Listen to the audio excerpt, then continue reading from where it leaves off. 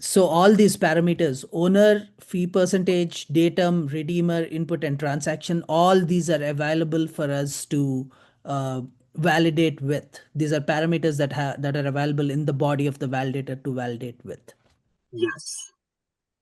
But what's the difference? Because this is important. There's a difference of these values and these values. Correct.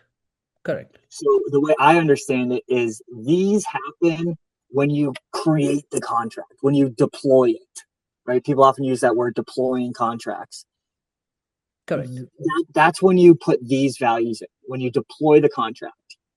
And then once that contract is deployed and you're interacting with it, then you deal with all these. Correct. And so the result of that is inside of the body, you have both these and these inside Correct. the body. Yeah. Okay.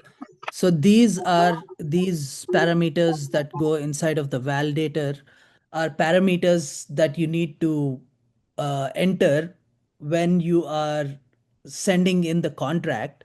But these parameters inside of the spend, they are given in when you are building the transaction.